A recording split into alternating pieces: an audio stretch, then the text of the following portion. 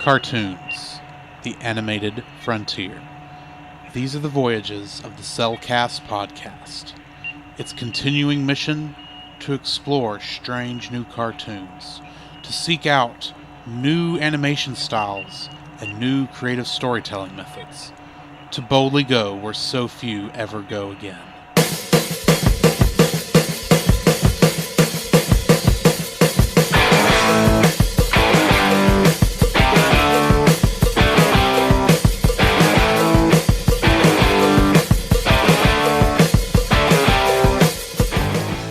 Welcome to another episode of the Cellcast. Joining me today is a man who just feels like he needs to go to the opera. Jacob. La, da, da, da, da. Well, no, because I'm an artist. I'm not an opera singer. I didn't say you were going to sing in the opera. I said you were going to go to the opera. Ah, okay. Well, never mind. I was punching myself with a nocta. Why, thank you. And I'd like to introduce our co-host, a man who just wants to be king. That's all he wants to do. Welcome, Drew. I'm gonna be the main event like no king was before. I sang that at a talent show once. Okay, that makes when sense. I was in 4th grade. Wow. Okay. So yeah, I have the song memorized. Well, of course, I have every song in that movie memorized. Exactly. Anywho, go back to our review. Lion King episode. Yes. And be amazed how quickly I didn't jump in to be prepared the entire time. Exactly. Both movies. Yes. I wanted to because the second one pissed me off. Moving on. How are you doing, Jacob? Man, I'm doing very well. Arr. It has been a very long 2 days. Tell me about it. Yeah. So how are you? Long 2 days. Okay. I've been, Yay. a lot. I've been walking in the rain most of the day. So have I. Yeah. Anyway. What have you been watching? What have I been watching? If anything. I did watch the entire second season of My Hero Academia. Awesome. Yeah, which is amazing. Incredible writing. Thank you for letting me borrow it. You're welcome. That is going to tie in perfectly with a review we'll be doing shortly. Mm-hmm. So stay tuned for that. Other than that, what else have I been watching? Finished up Neon Genesis Evangelion. That was good. Okay. The ending of that show is very interesting.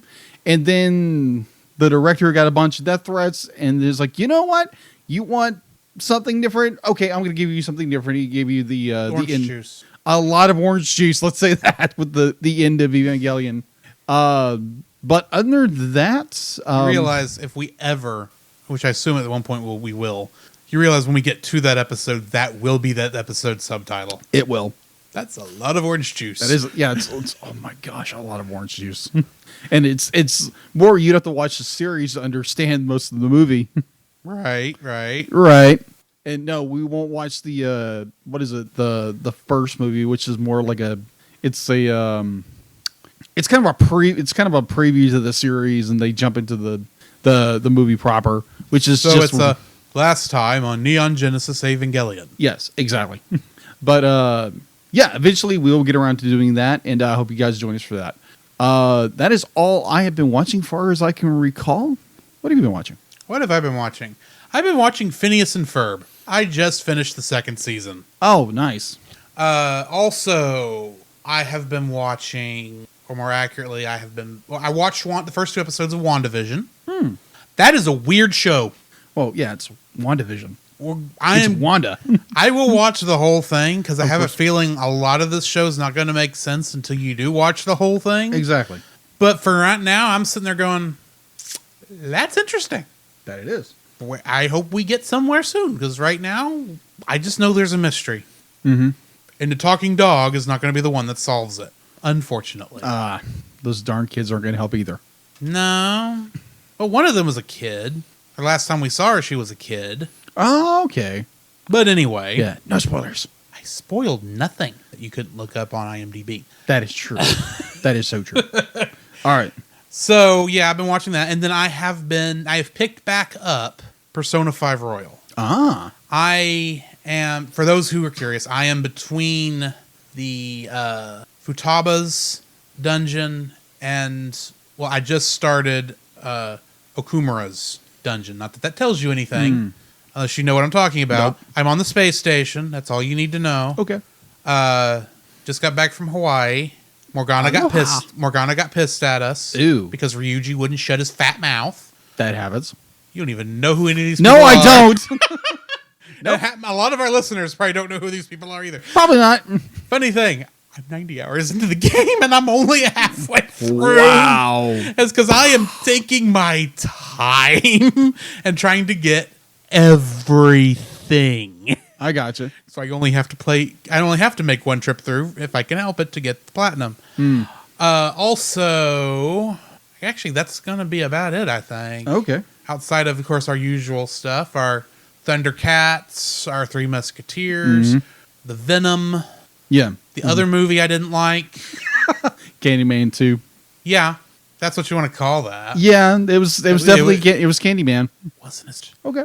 in my opinion. Listen to that episode on Movie of the Week podcast, Yeah, along with the Venom episode whenever they release. Yes.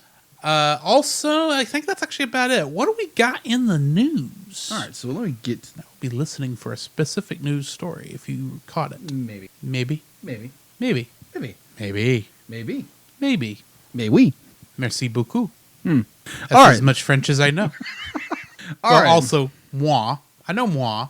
You know moi. I know moi because of a certain thing that's going to be coming up once you get to it. Okay. If I get to it. Oh, it will be brought up one way or the other. Trust me. I don't know what news he's talking about. I honestly don't. I'm excited. All right, so this was interesting. I was looking at where I normally get my information is animationmagazine.com. Mm-hmm. So this was in one of their featured articles.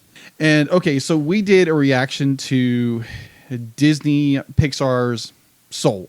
Yes. And so obviously this movie is being dubbed into different languages. Of course, it always is. Yeah, so now there's a controversy behind it. You're kidding me. I'm not. There's Who did they piss off? well, they according to the By article. I mean, who did Disney piss off? Okay. And Pixar. Okay, so let me read the article. This is from the New York Times. Okay. The New York Times dives into the debate flamed by growing resentment by racial stereotyping and prejudgment of European speak voiceovers. The movie's groundbreaking black lead character Joe Garden, voiced by Jimmy Fox in the English dub of Soul, is being played by white actor Nicola. I'm going to butcher this name.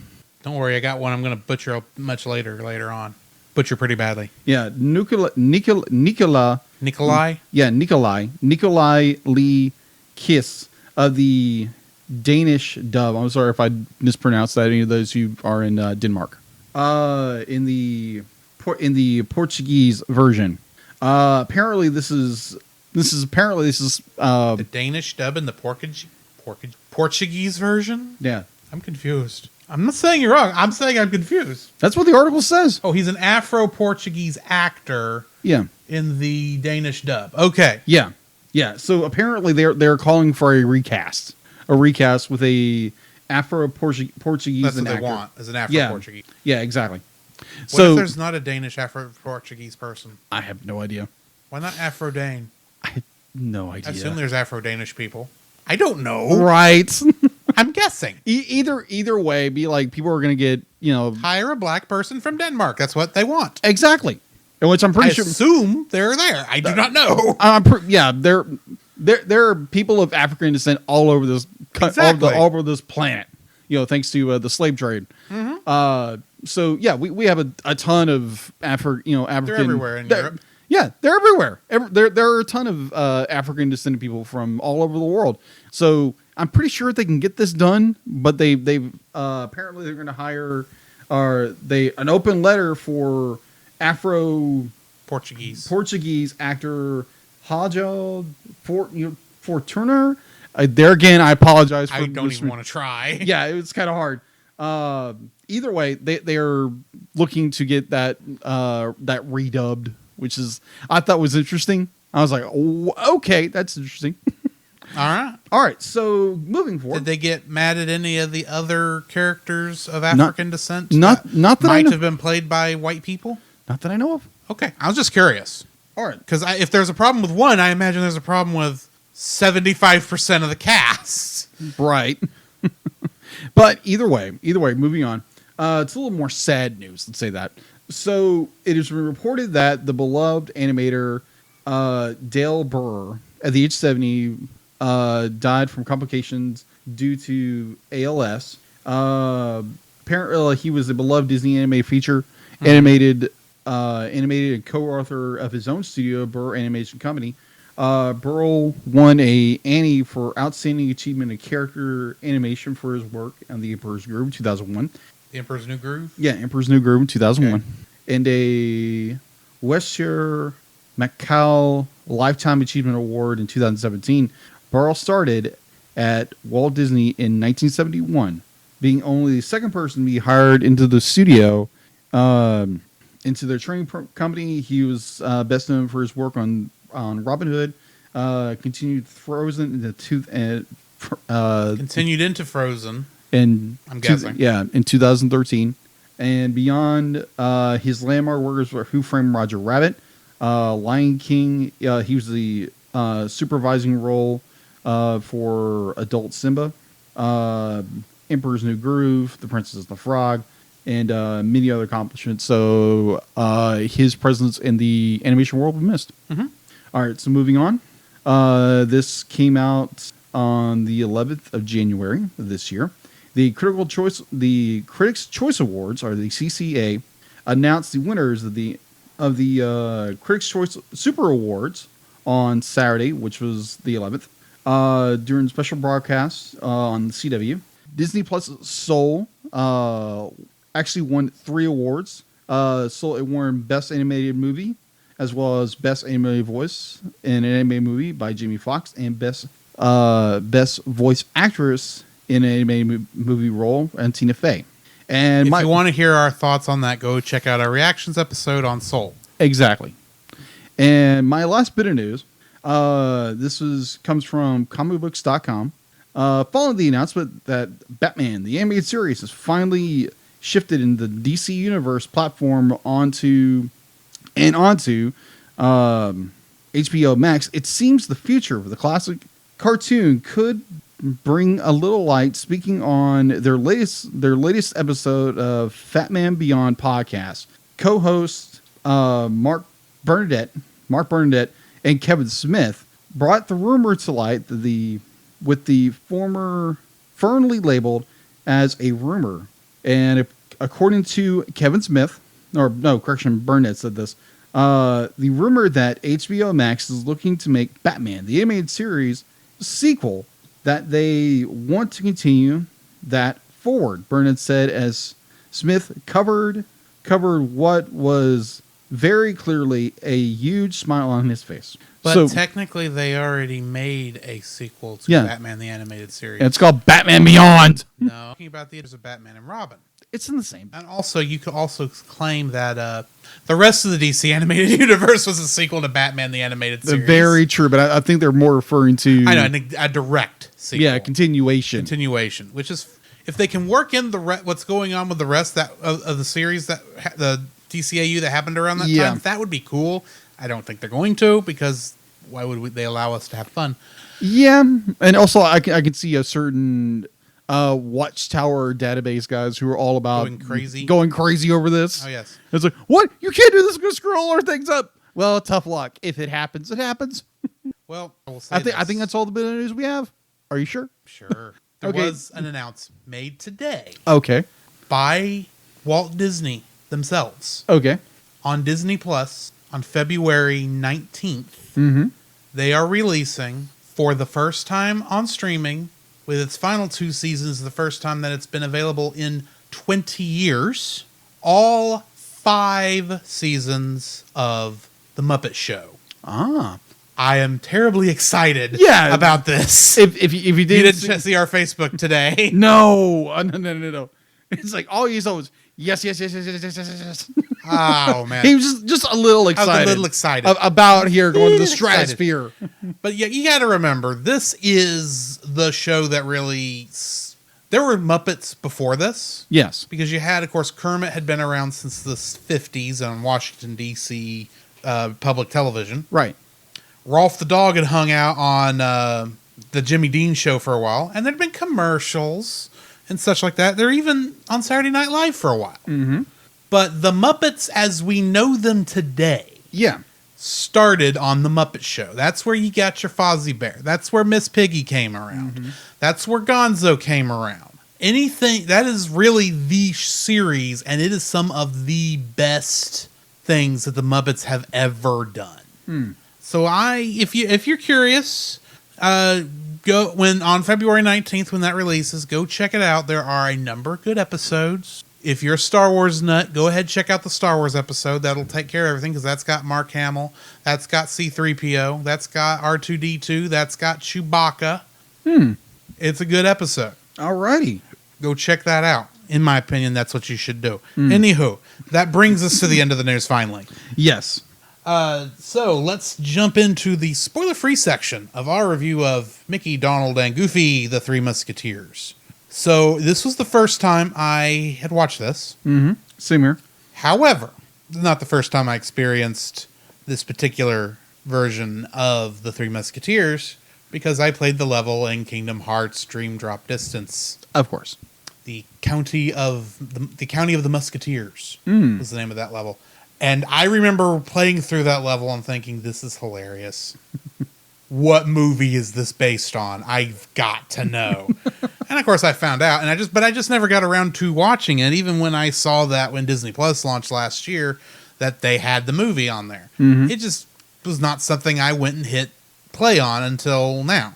But this is actually very good. I was surprised how good it was for something that I assumed when I had first saw the DVD case at Walmart. I assumed it was just some stupid little thing for the kids to get excited over. I didn't know how good it was going to be. Yeah, and how significant it is. Yeah. So this is if you're on the fence about whether or not to go watch this, go watch it.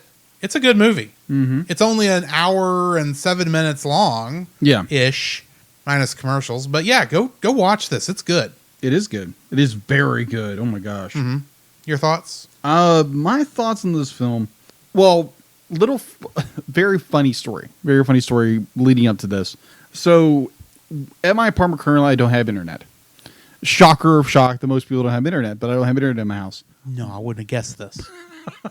But so I downloaded it on my iPad. So I get home, we record 2 episodes for Thundercats 2011 for TAS. And then I go back to the apartment, watch another episode of Thundercats because I'm just like gobbling these all up because I enjoy it so much now. And so I sit down with my iPad and hit play. It says no internet connection. I'm like, oh no, what's gonna happen? Hold on, back up. Downloads. Yeah, downloads. I just had to play. I hit the title. Yeah. So for a momentary second, I mentally freaked. I was like, oh no! For a momentary second, you were about to text me and say, can I stand outside your door and download this? And I would say, you can come in and watch me defeat evil adults while you're downloading it if you want. So yes, I eventually did wind up watching it. I did post it on Facebook and to get people to kind of guess what movie there was. Nobody guessed did it. Actually. Someone did finally guess it? Yeah, I liked some of the things that popped up first thing last night. Yeah, that's always fun when I post something about the movie I'm watching and the random guesses of what it was. It was like Mootopia. It's like no, it's not Mootopia. What is this Mootopia you speak of? Sounds like an interesting movie. Yeah, like all cow sequel to Zootopia. Yeah, which apparently they're going to do a Zootopia TV series. There's a surprise. Yeah, that's going to be interesting. Either way, I enjoyed this movie. Jim's Mulan. Yeah, Mulan. That was a good one. That was very good. Bovine and the Beast. Bovine and the Beast. More like Movine and the Dolt. Yes, anyway. Either way, I enjoyed this movie tremendously. It has got a lot of character, a lot of class to it. I think it's the first time we actually do get Mickey, Donald, and Goofy in one movie together. It's not segments. It's they're in one movie together. It's the first time. And they've been trying to... Go ahead and get my trivia out. Go ahead. Oh, never mind. I'm teasing with you. I'm teasing with you. So, yeah, this movie was a lot of fun. I enjoyed it. I think I was laughing. I was smiling watching the entire time. granted, this was made in 2004. Thank you.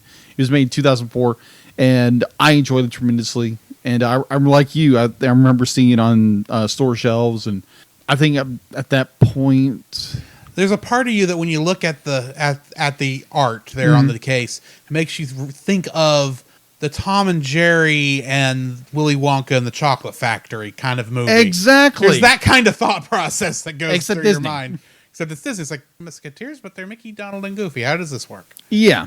I don't know why it was so hard for me to understand, but anyway.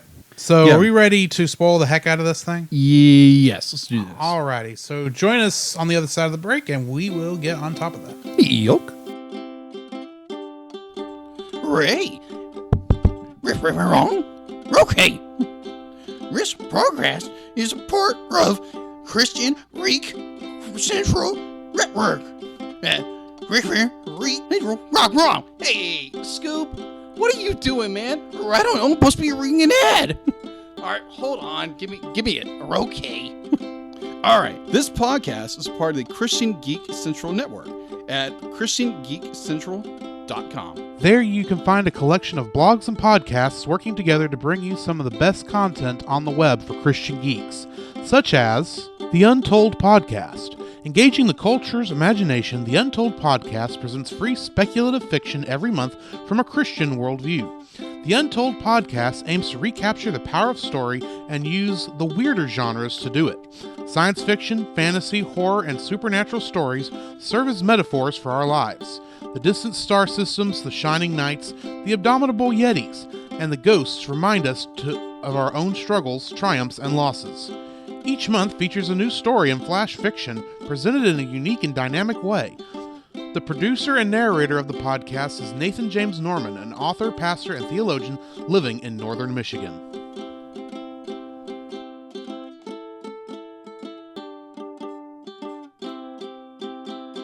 The following is a spoiler-filled review for the movie Mickey, Donald, and Goofy, The Three Musketeers.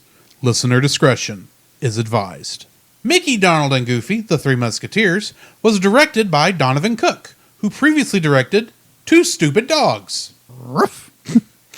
It was written by, and this is the name I'm going to mess up, Evan Spylatopoulos. I apologize. But he also wrote the live-action Beauty and the Beast, and David Mickey Evans also wrote this. He previously wrote The Sandlot. Oh, good movie.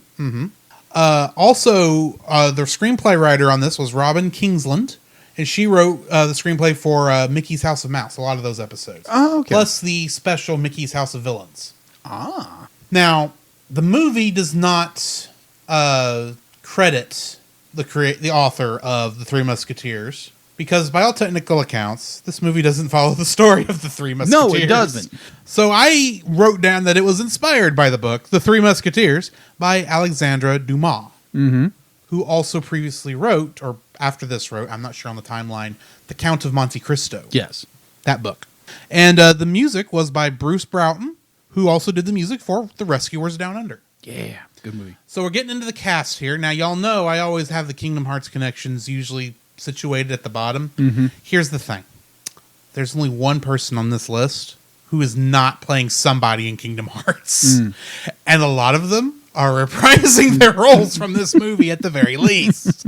So I'm just going to include everything. Wayne Allwine plays Mickey Mouse. Did you know there was a background character named Ducky in the original Toy Story? Yes. It's not the Ducky from Toy Story 4. Okay. And Wayne Allwine did the voice of that Ducky. Really? Yeah. Okay, interesting. Also, do you know how hard it is when you're looking through Wayne Allwine, Tony Anselmo, and Bill Farmer's IMDb to find something that's not their these characters? Really? It is hard to find stuff. But Tony Anselmo, of course, is Donald Duck. Okay. And he played a thug guard in The Great Mouse Detective. Huh. That's a good movie, by the way. It is. We read it. And Bill Farmer, of course, is both Goofy and Pluto. And he did an additional voice. And do you know of the Disney Channel or Disney XD show, The 7D? No, I don't. It is essentially a modern kind of telling of the lives of the Seven Dwarfs. Okay. Before That makes they sense. ran into That does Snow make White. sense. Yeah. And Bill Farmer does the voice of Doc in that show. Okay. Also, his characters in Kingdom Hearts that I did not mention that Mickey played Mickey in Kingdom Hearts, and then Donald's character played Donald, but they did. But along with playing Goofy and Pluto in Kingdom Hearts, Bill Farmer also played Horace Horsecollar and Sleepy. So he's played 2 dwarves. I wonder if he's played more. Russie Taylor played Minnie Mouse. Sorry, allow me to rephrase that. Russie Taylor played Her Majesty Queen Minnie Mouse. Ah. You gotta follow the rules here. Yeah. She also played the character of Lorbs, Florina, and the Lorb Guard in Rapunzel's Tangled Adventure. Huh. And she played in Kingdom Hearts, along with playing Queen Minnie, Huey, Dewey, Louie, Fauna, Fairy Godmother, and Drusilla. Wow. In Kingdom Hearts. Tress MacNeille played the Lady-in-Waiting Daisy Duck. Ah, okay. She, of course, played Princess Angelina Contessa Louisa Francesca Banana Bana Fofesca III, a.k.a. Dot Warner, in Animaniacs. She also played the Queen of Hearts in Kingdom Hearts, along with Chip, Merryweather, and Kanga. And, of course, Daisy, the Duchess of Duck in Kingdom Hearts. Okay. That was her title in that. Gotcha.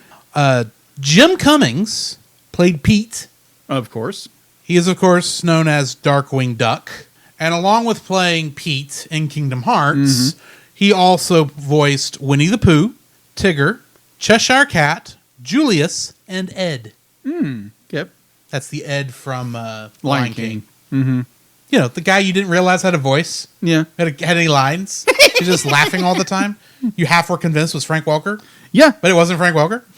Of course. It's either him or Jim Cummings. But April Winchell played Clarabelle and an additional voice, and she played Cruella de Vil in 101 Dalmatians the series. I didn't even know there was 101 Dalmatians the series. well, And it makes sense. I just didn't know it. I'd heard there was a series, but I never looked into it. And she's the only one on here who doesn't play a Kingdom Hearts character somewhere. Ah. That I've so far. Give it time. They'll be there. Actually, there's one other one. But anyway, Jeff Bennett played the two of the Beagle Boys. Yeah. He's, of course, known for playing Johnny Bravo. And in Kingdom Hearts, he played Merlin, Geppetto, Mr. Shmee, Bashful, Lumiere, Beryl, and the mayor of Halloween Town. Maurice LaMarche played the middle-sized Beagle Boy. Okay. He is, of course, known as playing the Brain in Pinky and the Brain, and Mr. Big in Zootopia. And he reprised his role as Middle Beagle Boy in Kingdom Hearts. Ah. Okay. Cool. Rob Paulson played the Troubadour. He is, of course, known as for playing Pinky in Pinky and the Brain. Yes. Yakko in Animaniacs. And in Kingdom Hearts, he played Jacques and the Grand Duke in Kingdom Hearts. And he played a few voices. Well, yeah, but they weren't in Kingdom Hearts. Oh, yeah, but also they're turtles. Okay. Shannon Gregory. You know, the teenage type. I know. The mutated ones, too. Yeah. Shannon Gregory played additional voices in this. And her only other thing I thought of this, she only had 3 acting credits. One of her other ones was additional voices in Osmosis Jones. Really? Our good buddy, Frank Welker, was additional voices here. Ah. And I decided to talk about how he played Runt in Animaniacs, since I listened to so many other Animaniacs actors so far. True. And in Kingdom Hearts, he played Experiment 221, Sparky. Linda Harmon was one of the singers during the opera. Okay. She was in the Whoville Choir in the live-action How the Grinch Stole Christmas. Really? Yeah. And last but not least, Jess Harnell was the soloist who sang Modern Major General during the opera. Yeah. He is, of course, known for playing Wacko Warner in Animaniacs. In Kingdom Hearts, he played additional voices and Dr. Finkelstein and Locke. Ah, okay. So I want to put this in Context? perspective. This Disney property features the voices of Yakko, Wacko, Dot, and the Brain. Yes. And Pinky. In one feature. So the entire cast of Animaniacs was in this movie. From Modern Animaniacs. Yeah, from Warner Brothers. From Warner Brothers. Or in this one. So yeah, they do work around. They do. All right, what do we got in info and stuff? All right, info and stuff. It is not a lot. Let's just say that. If I can read up. All right. So for info and stuff, you can watch this on Disney Plus.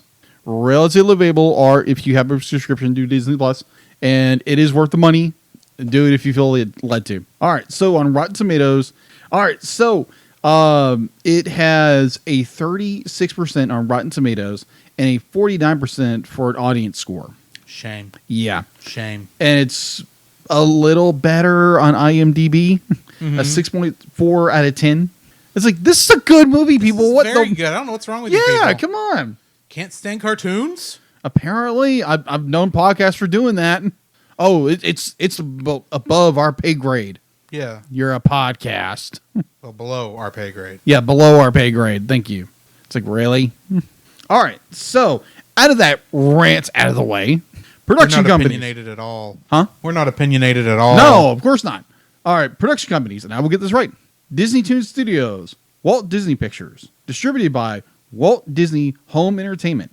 Its release date was August 17th, 2004. It was released on DVD and Blu-ray on the same day. For the film's 10th anniversary, it was released on Blu-ray on August 12th, 2014. Okay. And that's all I got in info stuff, because you can't find cell numbers on this thing. Nowhere. Because apparently it did that poorly. Which is sad. Yeah. It So is yeah, sad. go watch it on Disney Plus. Give this movie some love because it needs it. Indeed. Let's get into the summary so you can find out why this is so good. Yeah. Our story begins with the Troubadour, a French-accented turtle who loves songs, backstage of a show trying to remind the narrator that he promised to use one of the Troubadour songs. The narrator ignores the turtle and breaks his promise, but accidentally falls through a trapdoor just as our show is about to begin. Consequently, the Troubadour is ushered to tell the audience the story at the last minute. Panicking, the Troubadour quickly picks up the Three Musketeers comic book and begins reading. He describes every single word and expressions of the characters as he is so into the comic. Mickey Mouse, Donald Duck, Goofy, and Mickey's dog Pluto are street urchins who, while being robbed by masked bandits played by the Beagle Boys, are saved by the Royal Musketeers, Athos, Porthos, Aramis, and D'Artagnan. Mickey is gifted one of their hats, inspiring them to follow their example and become musketeers. However, in the present day, Mickey, Donald, and Goofy are lowly janitors for the Musketeers' headquarters, and their dreams are still far away. Unfortunately, they are very clumsy and constantly cause messes. After an incident disturbs the captain of the Musketeers, portrayed by Pete, he scornfully tells the trio that they cannot become musketeers because Donald is a coward, Goofy is a doofus, and Mickey is just too small, leaving the three downhearted. Meanwhile, Minnie Mouse, Princess of France, and her lady-in-waiting Daisy Duck are in a palace discussing Minnie's obsession with finding her one true love. Daisy says that she must marry someone who is of royal blood, and Minnie insists that she cannot marry someone who she does not love. Minnie says she will know the one when he makes her laugh. Minnie then takes a walk in the palace garden and barely survives an attempt on her life as the Beagle Boys attempt to drop a safe on her. The Beagle Boys run to tell their boss, revealed to be Captain Pete, that they were not successful in dropping the safe on Minnie. In response, Pete clobbers them for misunderstanding his orders, saying that he wanted them to keep her safe until he can take over the kingdom. Typical Beagle Boys. The Beagle Boys are misunderstood and are punished by Pete's lieutenant, Clarabelle, who all fall into a short pit. Pete is then summoned by Minnie, who demands he produce musketeer bodyguards.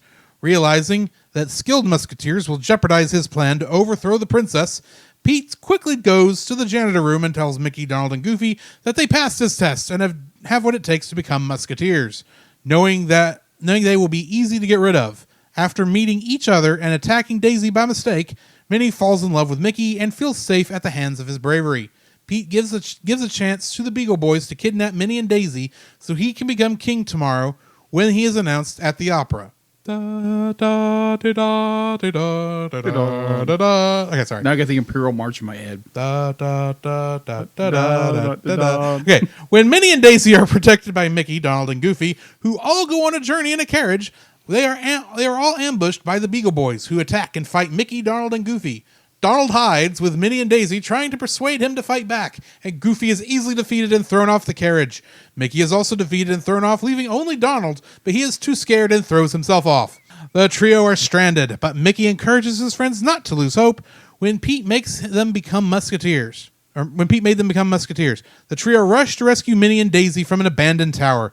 When they are unable to open the door, Goofy tries to break it open, but Mickey, upon seeing a push sign on the door, opens it as Goofy rushes by. He zooms past the Beagle Boys and out the tower window where he is thrown by a tree, kicked by a cow, and launched back into the tower by a windmill, where he falls past the Beagle Boys and back down to where Mickey and Donald are. The trio quickly catch up to the Beagle Boys just as they throw Minnie and Daisy into a cage.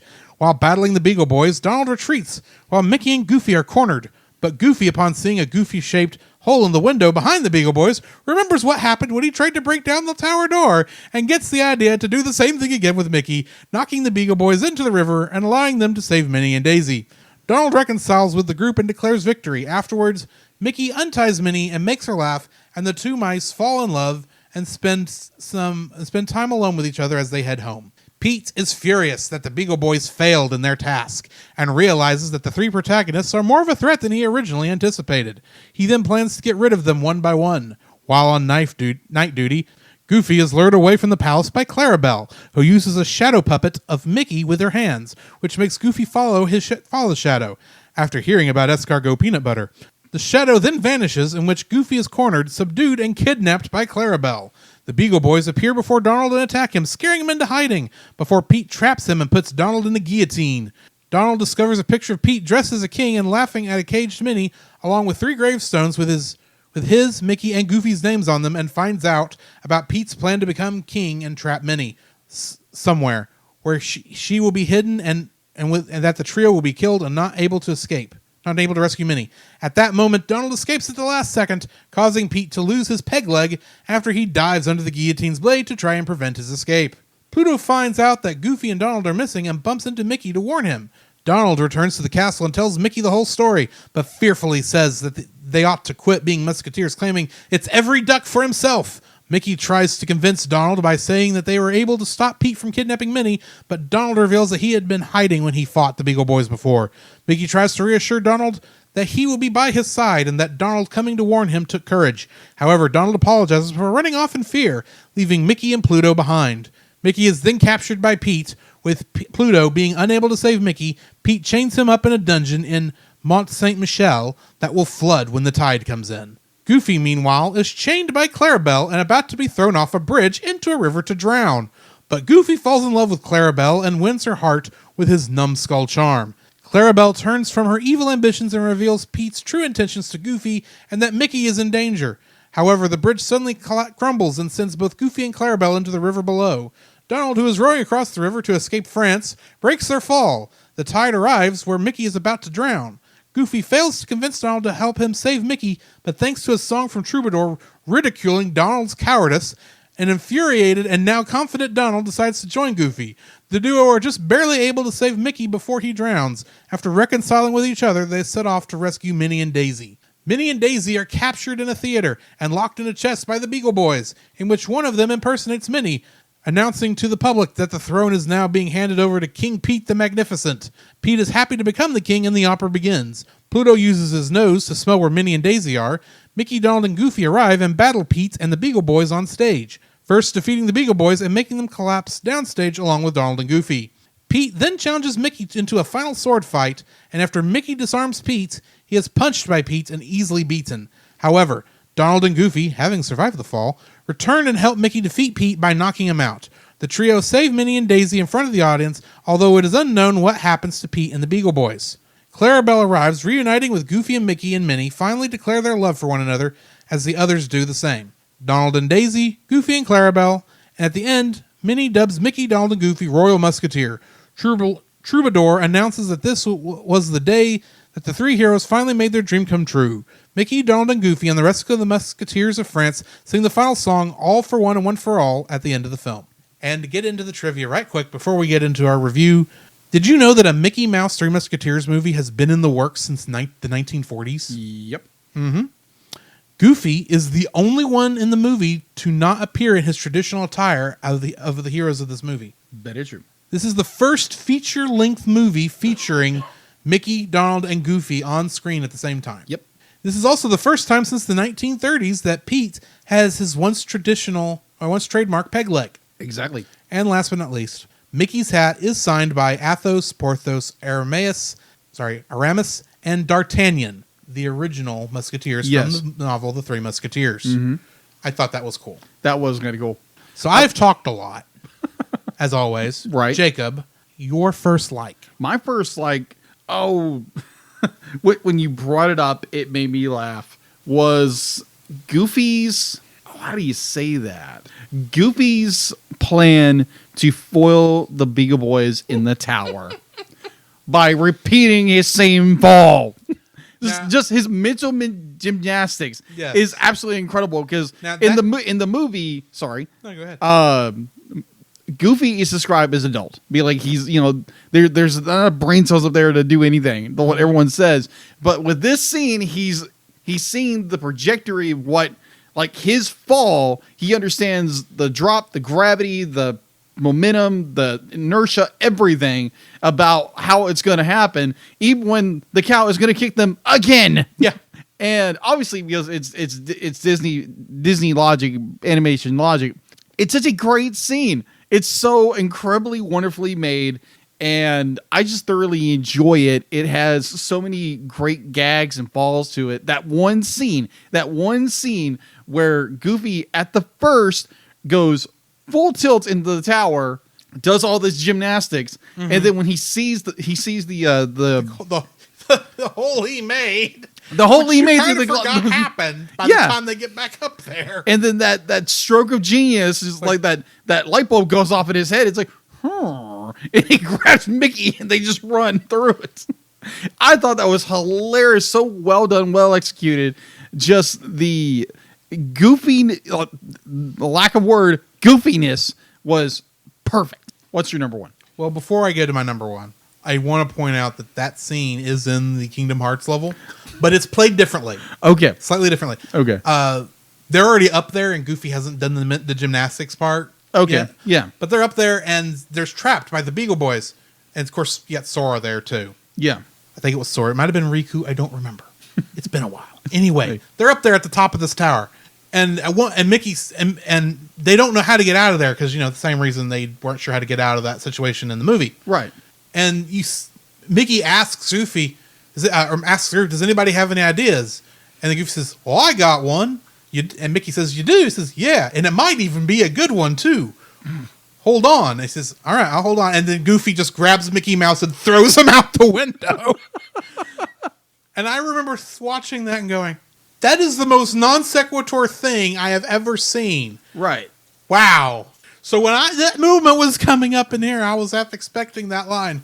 Hold on, it might be a good one too. Is the line I was expecting to hear, and I never heard it, but this was just as good. This was just as good. My number one, we'll get to that. I love that this is a musical. All right. Now, when I first heard that first song, All for One and One for All, and I heard that it was set to a piece of classical music, I thought, oh no, they went lazy. They picked a random set of songs they didn't actually have to pay the music for. They got people to record it, and then they put words to it.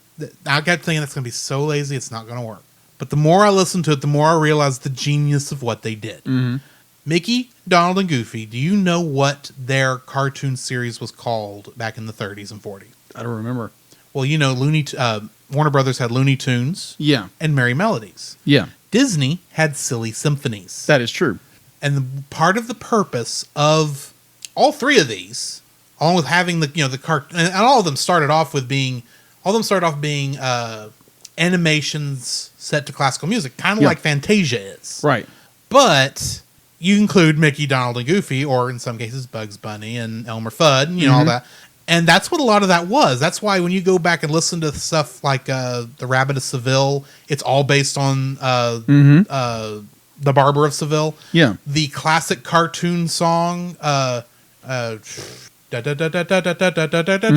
classical music. Okay. That's Hungarian Rhapsody No. 2. Okay. By Franz Liszt. Okay. I am a nerd for knowing that, and I don't care. This is a nerd show. Cartoon nerd show. That's why it counts. So even though when I first started, I thought this is not going to work, and then the more I was listening to it, I thought, oh, this is perfect. This movie is a throwback to classic cartoon movies, the classic cartoon shorts, but set an hour long. And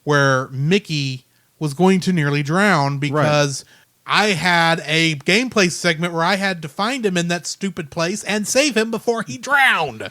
Fun. Actually, it was fairly easy if I remember correctly. But I remember thinking when I was playing that game, Square Enix, you have got some guts to nearly kill Mickey Mouse. And then I watched this movie and go, Square Enix, you copied and pasted, and I still salute you for it. You didn't have to do that scene. You skipped so many other scenes in other games from movies, but still. True. So yeah, I knew that was coming, and I do have to salute Disney Toon Studios and the Walt Disney Company for having the guts. I'm going to say guts. It's not the word I want to use, but this is a family-friendly show. But having the guts to put your hero, the hero of the Walt Disney Company, the star of the show, the biggest star, one of the most famous rodents in history, and you nearly tried, and you had the guts to put his life, that character's life, in danger. And even though we knew he was going to survive because he has to, and because there was still 15 minutes of the movie left. True. I thank you for trusting your audience, who you had to have known was mostly 12-year-old and below. At least that's who you were shooting for. Right. You had the guts to let them think, we're going to kill you, the main character. They didn't do that in any other movie I can think of. Right. Where they let the main character nearly die. It was very bold for them to do that. I'm talking just... Yeah. Not great. I wish I would have watched it on TV, but we'll get there when we get there. Well, you should have just stayed over here last night, because I watched it right after you left. Meh. No, wait, no, I didn't. I watched it before you got here. Yeah, you did. Never mind. Because you said that. Yes. Okay. Your number 3 like, because I threw my number 2 like in there on top of yours. Yes, you did, but very good segment. It fit. It did very well fit. My number 3 would be kind of arcing back to I believe it was your number 1, the music. The music in this movie is just, that kind of reminded me of that. But music-wise, it's really enjoyable to listen to. Like, first listening to it, it's like, oh, okay, this is it's interesting. But the further you get along, and definitely hearing your joyful rant about the music in this movie, it's catchy. It's a very catchy tune. It's not the Goofy movie lyrics, but it's fun. It's joyful. It's Pete's song is hilarious. And the kind of bonus fact that Pete has a peg leg, like you said before. Yeah, and which he had back during Steamboat Willie. Yeah, his first ever appearance. Many of the other cartoons from that era, he just lost that sometime during the 30s. Yeah, they gave him a normal leg. I guess it was more. Oh no, you can't have your bad guy have a peg leg. No, what? I don't think it's that. I don't think it was either. I think it's just the peg leg was harder to draw and to animate, ironically, than a normal leg would have been. I agree with you there, but just plus it probably didn't fit a cartoon they were doing, and that's when he originally lost it, and they just never drew it again. That is true. So yeah, just be like the music is enjoyable. The music is very enjoyable. So that is my number 3. My third are the small character redesigns that they did for this. Okay. Now, Mickey, Donald, and Goofy are pretty much Mickey, Donald, and Goofy. True. I ain't talking about them. Minnie Mouse has... normally she is a carbon copy of Mickey with a bow in her hair. That is true. She is. In most cases, and wearing a dress. But the character model is essentially the same. Yeah. Here they gave her a little tuft of hair at the front. They did. That just made her look cuter. That is true. It's like, that's good. They gave Pete a little mustache. They did. Which was like, that fits so well. Why is that not part of his normal thing? I guess it makes him look more French, but still. Yeah. Clarabelle being evil was hilarious. That was good. That was and very good. Her costume that does not fit her normal attire at all. Right. It's like, and by the way, I did look it up. This is one of the first times that Clarabelle and Goofy have been boyfriend-girlfriend. Huh. Because technically her boyfriend from back in the 30s would have been Horace Horsecollar. Yeah. Ironically, voiced by Bill Farmer. But not in the 30s. But not in the 30s. Not in the 30s, no. But that is funny that they did that. Wow. Anyway, all these little character redesigns they did to make it fit the art. Even the Beagle Boys. Because here's the thing. I really only know the Beagle Boys from DuckTales. Woo! I'm not sure that they were in anything else. Huh. I meant to look it up and I didn't. I am sorry. But you look at these Beagle Boys, you look at them and go, yeah, they're the Beagle Boys, and yet they don't look like the Beagle Boys. Weird, strangely enough. That is true. It's a good design, and they have a British accent. Yes, which is great for people against France. Yeah, that's true because The British and the French did not get no, along. they didn't. That is true. Yeah, interesting fact. You know why the French sided with the Americans? the Americans Because the British were who they were fighting. exactly. Of course, that's what it was. Yeah, the one thing that's the one good side about French. Nothing against our French listeners is I like their fries, they came from America. but they're fries. They are French fries. That is Actually, true. they're French cut fries, but that's beside the point. Yeah, it's either way. From the historical me, it's just more I like know, I'm being facetious Yeah. too. Besides, this is America. They're called freedom fries. I haven't heard that in years. Yeah, I hadn't either. Since like 2001. Pretty much. But anyway, I like the little redesigns for all the characters, and I love the animation. they did in this. yes, absolutely.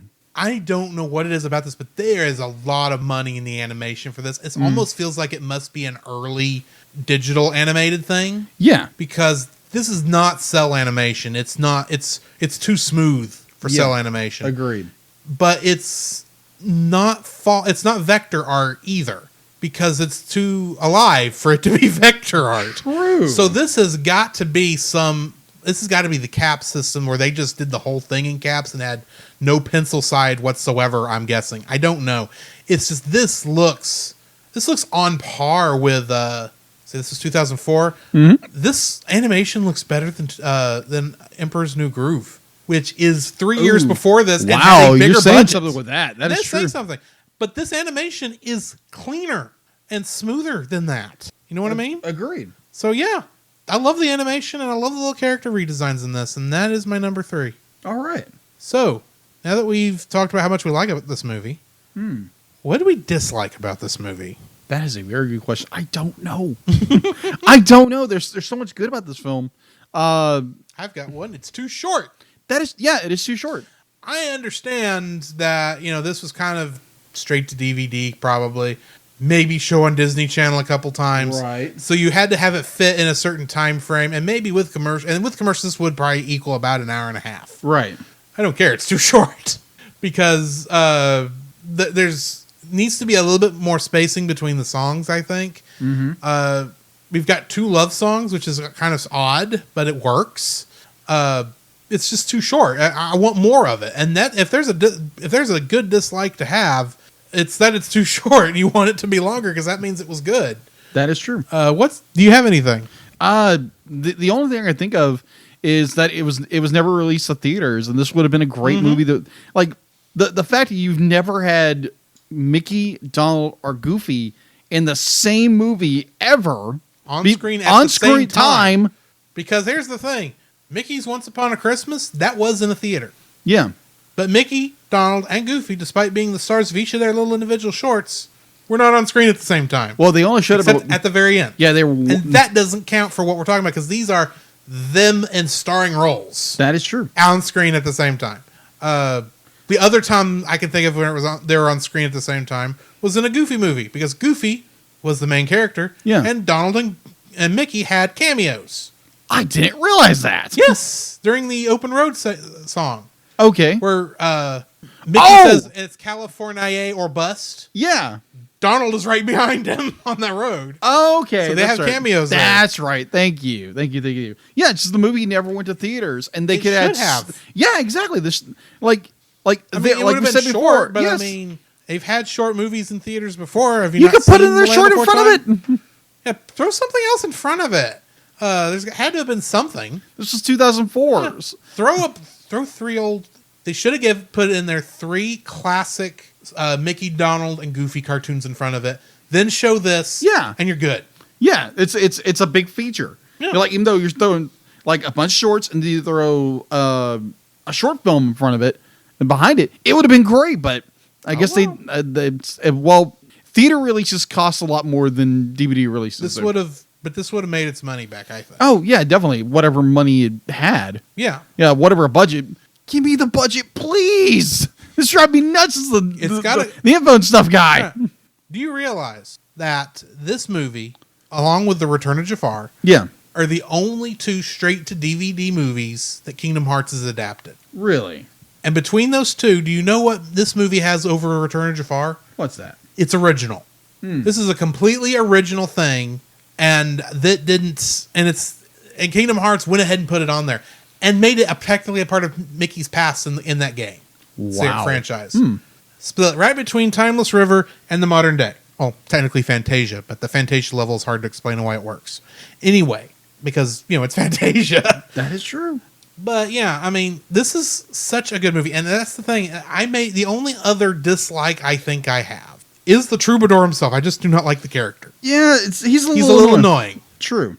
He was kind of funny in the beginning, but then when he decided, "Oh, I'm in charge now," it's like, "And you're going to be annoying for the rest of the film." Yeah, that's the only. Yeah, the Troubadour is a bit annoying. That's about it. So our dislikes are kind of just like Stupid. Stupid. Exactly. Stupid it's almost like small, incredible nitpicks. Yeah. Except for the Troubadour. Even him, it's like he would have been survivable. True. If he's a nitpick only because I would have, if we had any other things come up that were even just remotely bad, True. they would probably outrank him in terms of going on this very, list. very true. But that's about it. So are we ready to rank this thing? Yeah, let's do it. All right. Go I for am giving it a 9. Okay. It is a good movie. I am so glad we watched it. This is the kind of movie I'm glad we do this podcast to discover, because I probably would not have watched this, even with its Kingdom Hearts connection, without doing this show, because it's just was not really on my radar. Yeah. And the only reason I even picked it for this was because we were trying to figure out how to introduce our coming segment of the year, Yeah. which we'll get to in just a minute. We will. And we decided to do all Disney Channel and Disney Toon movies. Exactly. And we were looking through that list trying to figure out the last one. I go, The Three Musketeers. I've been meaning to see this because of the Kingdom Hearts level. If nothing else, Kingdom Hearts, you got one person to watch a movie they hadn't intended to watch. You did a good job. Also, those games are good. Anyway, I'm giving it a 9. What are you giving it? Excellent. Okay. Well, originally, like before we started, I was going to give it a 7. And as we've gone through, that's the great thing about having a co-host, that you get their excitement and then you start reminiscing about the film. It's like, I really enjoyed it. And they bring up stuff that you forgot about. Exactly. And make you, oh yeah, that was good. That's going to raise my score. Yeah, exactly. So it went from a 7 to, heck, I'll give it a 9. I'll give it a 9 just because it's such a wonderful film that people need to go watch. You can go buy it on Amazon. If you're a Disney Movie Club member, you can buy it there. I am very tempted to go buy it because I just really enjoyed it. It's a lot of fun. And heck, if I had kids, I'd be like, hey, let's go watch this movie. That sounds fun. Yeah. Granted, I'd be the goofy dad that's like drags their kids to anime movies all the time, but either way, talking about it, I'd be the goofy dad who'd be singing along with them on the screen. Musketeers sing, all for one and one for all. Yeah, that is true. And annoying my kids that way. Exactly. So yeah, I give it a 9. It's just it's a wonderful film, wonderful, amazing little film that needs some love, and go buy it. Yeah, please, thank you. Which brings us to the end of this episode. We, ladies and gentlemen, we have one more episode in season 2 of the Cellcast, and we're using that episode to actually. Well, here's the thing. You know how stores open and then a couple weeks later they have their grand opening? Yeah, the one they actually sell after they've trained all their people. Oh yeah, we're kind of doing that. Yeah, we are gonna get a reopening. Back in September, we started a new segment on this show during the week called the Animated Series. Yes, with we started that with Star Trek Lower Decks. Go listen to that; it's fun. And then we reviewed for Halloween the Supernatural episode Scooby Natural, and then since beginning of November, and admittedly we're in crunch time right now because of what's coming. Yes, because I did not keep up with the release schedule. I will take that blame myself. We have been reviewing Thundercats 2011. Oh. And the reason we had to crunch is because from the beginning, for the past year, we've been working on this. and I've been editing most Yes. of the year. We have had the idea. Well, we came up with the idea for the animated series, and Jacob, since it was Jacob's idea, he picked what was originally supposed to be our first movie. Yes. Our first show, and it requires us to do a movie. Well, we can't do a movie as part of that, part of the show, so we're doing the movie. So for next week, and then starting that movie, I have to say, is Tangled Before Ever After, and starting the following Monday will be our prologue episode of Tangled the series for season 1, and then it's Rapunzel's Tangled Adventure for seasons 2 and 3. Yes. We have recorded the entire first season's reviews. We are, 5 episodes? Yeah, we're 5 episodes in season 2. Because scheduling kind of went bonkers on us. It did. over the It summer. was amazing. So Yes. So, we'll be starting that here in 2 weeks. yes. I am actually surprised how good this show is. Yes. As much as I thought Tangled is far superior to Frozen, Yes. I was not expecting the show. Hey, I didn't even know there was a show until 2 years ago when you showed me that video clip Oh, yes. Oh my gosh. of Rapunzel turning evil. Or whatever. We haven't got to that episode. No, I don't we know don't. what happened. It's episode, I think, 16 of that season. And it's like, oh my Yeah. gosh. So I didn't know there was a show. And then you were talking about, man, oh great, there's a season 3. I'm thinking, okay, I hadn't seen season 1 or 2. And then you come up with this idea, it's like, dude, I correct me if I'm wrong. Yeah. But a lot of your inspiration for this animated series, because this was your idea too. Yeah. Was a lot of it your excuse to watch through the show? Yes, it was actually. I cannot blame you for this. Yeah, just be like, I saw Tangled the series. There again, Tangled is probably one of my favorite animated movies of all time. And they did the short Happily Ever After, but then they did this in order to explain everything. And I saw like bits and clips of this movie, this show, and I follow Watso videos on YouTube. He's really good. He does a lot of in-depth analysis of this series. It's really good. Now, granted, if you're going in blind with this series, do not watch his stuff. He'll spoil everything about the show, so don't go watch it. Always watch the show, completely watch the show before you touch any of the special features. Exactly. And do not, and I'll tell you this right now, do not go to Wikipedia. No, don't do it. Because here's the thing. We have to do research on this show. Yes. I have to go and look up characters. Yes. At one point oh in gosh. this, I'm on the Tangled wiki. Yeah.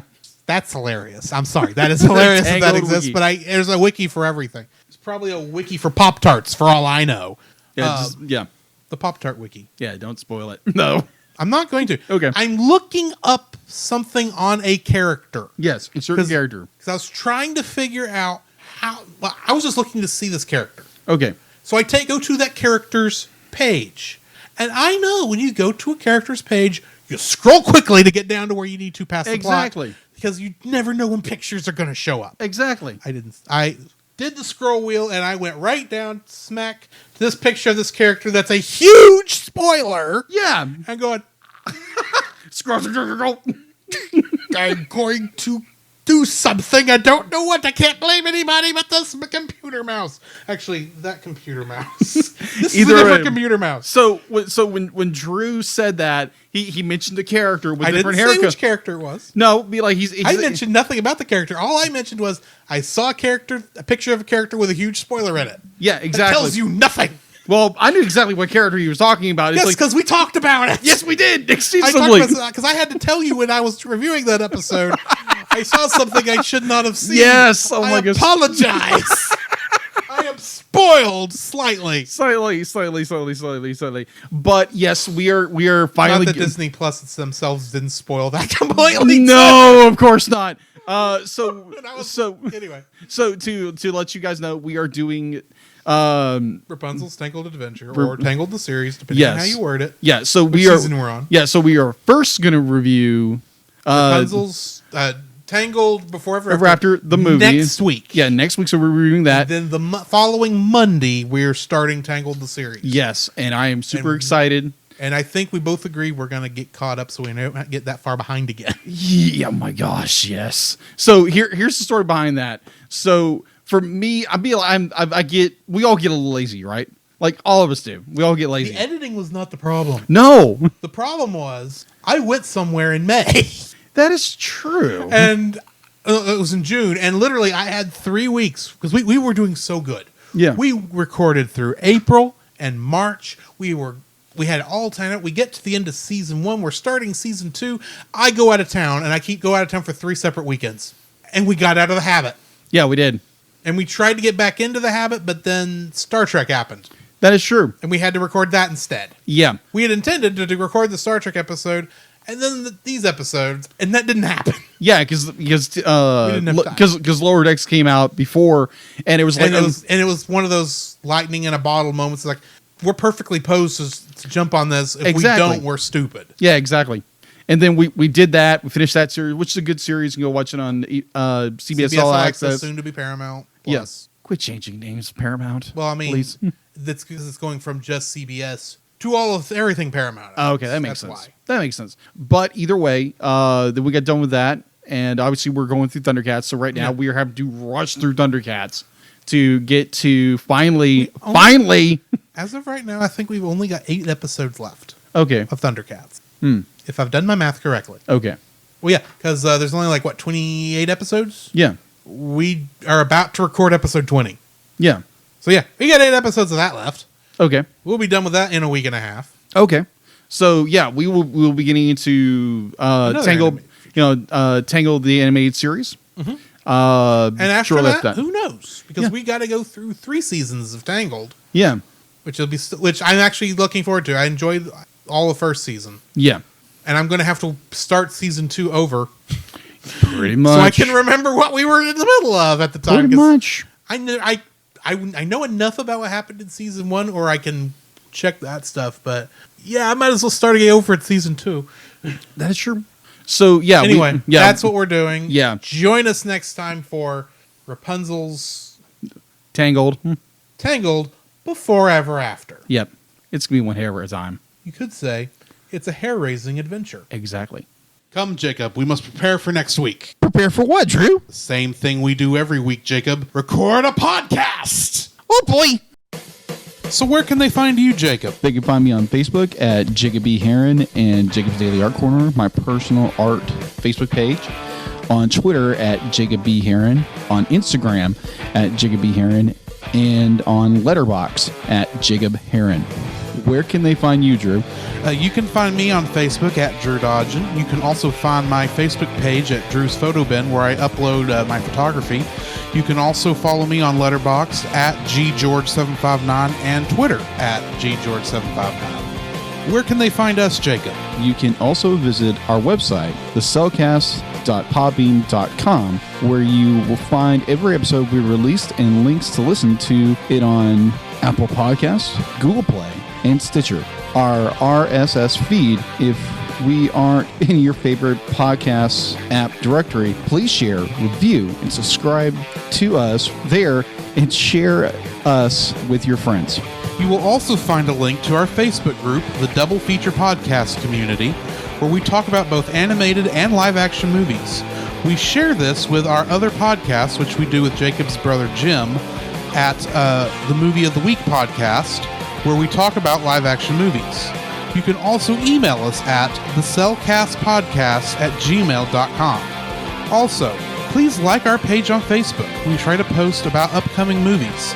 If you comment on that movie's post before we record, we'll read your comments in the episode.